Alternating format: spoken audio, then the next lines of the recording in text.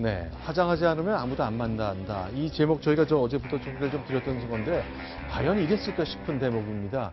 자, 일단 대통령에게 3년 4개월 동안 청와대에서 음식을 준비했던 조리장 인터뷰 저희가 소개해드리겠습니다. 소개합니다. 알게 된 시점은 모르겠어요. 근데 다 공공연히 최순실이다 다 알고 있었으니까. 뭐 청문회라든지 경호실장도 보면 뭐 외부인은 없었고 우리 뭐 모르는 사실이다 이렇게. 몰랐을까요, 과연? 다 알면서 모른 척하는 거겠죠. 일을 맡아 들어온 거는 맞고요. 이번 정부 초부터 들어온 거는 맞고요. 작년에 정년에 문건 파동 때 한동안 자제를 하더라고요. 그러니까 임기 초에 들어와서 까지도 들어왔죠. 저희가 일요일만 되면 준비를 하고 있어요. 마음의 준비를. 그분 오신다고 그러면 이제 저희가 이제 뭐 평상시에는 뭐 대통령 음식 한 번만 이렇게 준비를 하지만 또 이제 오면 또 사람 수가 있잖아요. 거기에 맞게 더 저희가 준비를 하는 거죠. 그러면 최순실 씨는 항상 일요일 그 시간대에 맞춰서 그렇게 오고. 일요일과 이제 무슨 뭐 어디 해외 순방을 간다든지 하면 이제 그 전날 정도에 이제 들어와서 특별한 뭐 있으면은 그렇게 들어온 걸로 기억을 합니다. 우리가 그 내실 안에 이제 화장실을 사용을 하는데 사실 가다가 한 2번 정도 마주친 적이 있어요. 근데 그 내실에서도 항상 무슨 신문지를 가지고 다니더라고요. 저를 딱 마주치자마자 가리더라고요. 그리고 이제 한 2번 마주치니까 얼마 안 있다가 문을 폐쇄를 시켜버리더라고요. 그게 이제 김밥을 이제 한 줄 정도랑 같이 이렇게 먹고 이제 한 2-3줄을 항상 싸달라고 했죠. 뭐 지금 생각을 해보면 그 김밥 싸갔던 게 정유라 주려고 가져갔구나 이렇게 생각하는 거지. 그럼 어디다 싸줘요? 호일에다가 그냥 까만 그냥 봉지에다 그냥. 자, 이게 한상훈 조리장이 인터뷰를 하면서 역시 인터뷰 내용을 다시 들을수록 계속 떠오르는 사람은 김기춘 전 비서실장입니다. 심규선 대기자께 좀 질문 드리고 싶은데요. 나는 최순실 뭐 존재는 알았지만 통화한 적도 없고 만난 적도 없다. 그거는 어떻습니까? 이런 인터뷰 들으면 이렇게 들어오는 걸 몰랐을까요? 지난번은 그 청문회 때 말입니다. 네. 그 예술적인 답변을 하지 않았습니까? 네. 좀 모른다라고 하다가 박영선 의원이 그때 그 영상을 보여주니까 지금 와서 보니까 내가 모른다고 얘기하기에는 힘들 것 같다. 네. 그런 대답을 했는데 저도 뭐 솔직한 얘기로 저 나이 먹은 양반이 뭐 자기 뭘 영화를 보겠다고 거짓말을 할 것이냐라고 생각하는 분이 계실지 모르지만 저는 명백하게 알고 있었다고 생각하고요. 두 번째는 제가 이 자리에서 늘 얘기했지 않습니까? 네. 경호실을 챙겨봐야 된다. 네. 경호실을 챙겨보라고 제가 계속해서 말씀드렸는데 최근 특검 이런 데서는 이제 경호실을 보겠다는데 저는 다른 사람들은 몰라도 경호실 라인 네. 차장이나 실장은 반드시 네. 보고를 받았을 것이다. 출입하고 나가는 거지. 네. 그런 면에서 제가 볼 때는 경호실을 좀 조사해야 된다 그러는데 아마 특검에서는 아마 세게 경호실 조사할 거로 보면 네. 틀림없이 어느 선까지 알았는지 예를 들어서 이런 경우도 있을 수 있는 거 아닙니까?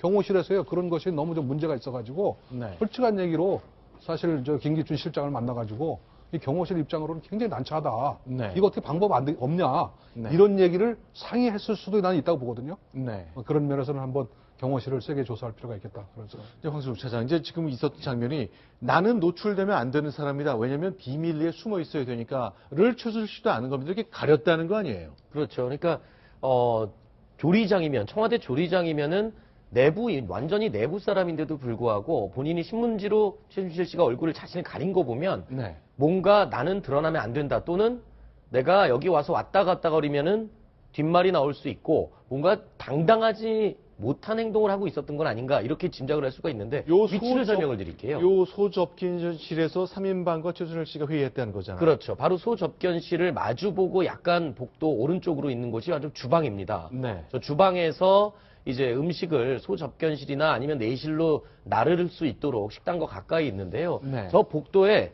조금만 더 위로 올라가다 보면 바로 옆에 화장실이 붙어 있습니다. 네. 그러니까 소접견실에서 최순실 씨가 화장실을 왔다 갔다 하는 모습이 네. 이제 주방에서 나오는 저 조리장에게 목격이 된 거죠. 여러 번은 아니고 지금 말로는 지금 보는 것처럼 저런 구도로 2번 마주친 거죠. 네, 2번 정도 마주쳤는데 아까 인터뷰에서 잠깐 들으셨지만 항상 손에 신문지를 들고 있었다 그랬잖아요. 네. 그래서 이 2번 정도 마주친 이후에는 식당을 나오자마자 벽이 저렇게 하나 생긴 겁니다. 그렇죠. 저게 지금 정확한 위치라고는 할 수 없지만 저희가 지금 복도의 구조를 유추해 볼 때 저렇게 벽으로 막아서 내실에 나오는 사람들만 화장실을 사용할 수 있게 만들고 식당 또는 주방에서 일하는 분들이 원래 바로 네. 옆에 화장실을 이용했었는데 벽이 생기면서 그다음부터는 삥 둘러서 반대편으로 돌아서 가야 했었다라고 지금 이야기를 하고 있습니다. 그러니까 소중한 사람이었던 것이고 일요일만 되면 그분이 온다면서 모든 조리장이나 조리실에 있는 분들이 음식 준비해야 되고 뭐 알았던 거죠, 우리들끼리는. 그러다가 저 얘기입니다. 저 4.8로 저희가 그림을 했는데 누군지 알았겠습니까? 하여간 근데 최순실이라는 사람이 온다니까 저렇게 가린다니까 그런 여성이 있다고만 알고 나중에 알았겠죠, 정확한 얼굴은. 네. 그리고 또 저 벽을 마주친다고 최순실 씨가 저 벽 막어라고 해서 사람들이 막았겠습니까? 분명히 박근혜 대통령에게 이 불편한 사실을 이야기했을 테고 청와대 내부에 저런 복도를 막고 세우고 하는 결정을 그냥 마음대로 했을 리는 만무하고요. 그러니까 그런 불편함을 또 박근혜 대통령이 최순실 씨를 위해서 배려한 게 아니었냐 그런 생각이 듭니다. 자, 그리고 특히 이제 눈에 띄는 것은 대통령이 너무 오랜 기간 동안 혼자 식사를 했다는 건데요. 그 장면도 소개해 드리겠습니다. 뭐 누구한테 그런 얘기를 들었어요. 안에서 혼자 식사하시는 거를 좋아하신다고. 일정 없으면은 호텔에서 가서 하죠. 그때도 혼자 드시는 거예요? 그럼요. 네. 여태까지 뭐 음식이 뭐 어떻다 이런 말씀을 하신 적은 한 번도 없어요. 좋다, 좋아. 오랜만에 매콤하게 끓여봤습니다. 주방 나온 적은 제 기억은 딱 한 번 정도 있었어요. 작년 정도에 무슨 한 20명 정도 행사가 있었어요. 대식당에서. 그리고 이제 행사가 있는데 뭐 음식이 너무 좋았다고 아유 수고하셨어요 하고 아마 그때 대통령님이 주방 처음 보신 거죠. 뭐. 그렇죠. 저도 나오는 날은 그래도 이렇게 뭐 인사라도 드리고 이렇게 나오는 게 맞다고 생각했는데 그날 또 나오는 날이 점심까지 해드리고 제가 나왔는데 관저에 계시면 뭐 보통 여자분들은 화장 안 하잖아요.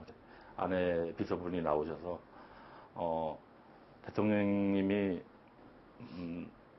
이제 간단한 말을 이렇게 저한테 이제 전해 주셨어요. 비서진이. 그래서 이 청와대를 발판으로 나가서 더 큰 사람 되라고. 저 같은 경우는 요번에 대통령님이랑 찍은 사진이 한 장도 없습니다. 단체로 찍은 거는 한 장 있고요. 네. 저 얘기에서 제가요, 굉장히 좀 주목하고 싶은 말이 네. 저분이 점심까지 해드리고 나왔다는 거 아닙니까? 그렇죠. 그렇다면 저기 아마 관저를 말씀하시는 것 같은데. 그렇죠. 전날이 만약에 평일이라면 네. 네. 관저에 계시기 때문에 화장을 안 했다는 거 아닙니까? 네. 그래서 못 만났다는 거 아닙니까? 네. 그러면 여러 번 저희들이 얘기했지만 대통령께서는 주로 관저에서 근무를 하고 네. 비서진들은 대부분 다 그걸 서면 보고를 했다는 그런 얘기를 많이 들었잖아요. 네. 저게 또 하나의 어떤 그 증거가 되는 것이죠. 네. 그 중에 조리장이 점심까지 해드리고 나가는데도 불구하고 네. 관저에서 화장도 안 하고 계셨다라고 네. 하는 얘기는 평상시에도 그러면 관저에서 계속 그냥 머물러 있었다라는 네. 얘기고 그것이 결국은 보고를 받지 않는 또 하나의 이유가 되지 않았는가 하는 그런 하나의 더 증거가 되지 않는가 하는 그런 생각을 해봤습니다. 세월호 참사 당일날 헤어스타일 관련해서 미용사가 외부에서 들어왔다고 하는데 어느 매체는 아침에 정상적으로 했다가 오후에 그 중대본 가기 전에 일부러 엉클었다고 얘기하는데 그건 아닐 가능성이 좀 있어 보이네요. 청와대는 오후 3시에 들어왔다는 거니까 그 전까지는 그날은 이제 공식적인 일정이 없었기 때문에 머리를 좀 안 하고 있다가 이제 나가기 위해서 했다. 그 말이 좀 설득력이 그러니까 한 조리장의 얘기가 네. 그 지난번에 나왔던 그 하루 일정에 대통령이 어떻게 지내셨는지 하고 거의 마저 들어갑니다. 그러니까 일정이 없었기 때문에 아침에도 제가 볼 때는 화장을 안 했을 아침부터 네. 화장을 안 하고 그냥 관저에 머물러 계셨기 때문에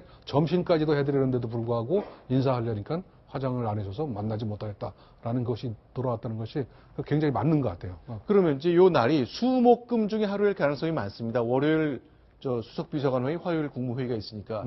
그러면 3년 4개월 동안 자기 점심 이렇게 다 식사 챙겨줬던 분이니까 얼굴 보고 가는 게 보통 이제 인지상정인데 그러면 한 닷새만 더 근무해라. 그리고 다음 주 월요일까지 하고 그때 대통령 인사 한번 하고 가자. 이렇게 좀 정리했으면 안 될까요? 저는 식사 준비해줬던 분들 떠나는데 얼굴 못 보고 보낸 게 계속 마음에 걸립니다. 본인도 네. 그래서 그런지 그 대목에서는 약간 좀 눈매가 있잖아요. 네. 쪽이 젖는 것 같은 그런 뭐 제 기분 탓인지 모르지만 그 대목에서 조금 좀 슬퍼하는 듯한 느낌이 들더라고요. 네, 지난주 금요일 저희 채널A 정책사회부 기자가 이 한상훈 조리장을 만났는데 처음에 2월 25일 임기 시작할 때 입주에 대한 얘기 나오는데 처음에 공사를 좀 했다고 합니다. 관련된 얘기가 예전부터 좀 있었거든요. 같이 한번 소개를 드리겠습니다. 원래 2월 25일 날 대통령이 관저로 오잖아 취임하고 이제 바로 이제 관저로 들어오는데 이번에는 한 3월 5일 정도로 생각이 돼요. 한 열 동안 리모델링 공사를 했기 때문에. 자, 그러니까 열흘 동안 리모델링 공사하느라 안 들어왔다. 이거 좀 확인이 필요한데요. 설마 대통령, 이분이 이제 조리장이 아는 이유는 취임한 2월 25일부터 열흘 동안 공사가 진행된 동안 식사를 내가 안 내봤기 때문에 대통령이 거기 안 계신다는 거 알았는 건지 그건 좀 불명합니다만 이게 어떻게 되는 겁니까, 황 차장? 일단은 뭐 열흘 동안 리모델링을 했으면 그동안 어디가 있었는지를 지금 제가 알 수는 없고요. 짐작할 곳은 몇 군데 있지 않습니까? 최순실 씨 언니 집일 수도 있고 네. 갈 곳은 여러 군데 있었을 것 같습니다. 뭐 일단은 삼성동에 머물렀을 수도 있고요. 그런데 이때 근데 임기 초기라 너무 바쁠 때라 뭐 그렇게 멀리 강남에 있긴 좀 힘들었을 것 같긴 그렇죠. 합니다만 굉장히 궁금합니다. 네. 이 당시에 그 첫 대변인이었죠. 김행 전 대변인이 그 3월 2일에 기자회견을 열었습니다. 기자 간담회를 했습니다. 이때 굉장히 검소함을 강조하는 이야기를 몇 가지 했는데요. 네. 첫 여성 대통령이기 때문에 그에 맞는 좀 내부 구조를 많이 바꿔야 되지 않느냐 이런 얘기가 있었는데 남성 소변기만 떼내고 그 자리에는 같은 무늬의 타일을 깔고 네. 그리고 또 관저에는 도배만 새로 했을 뿐이다.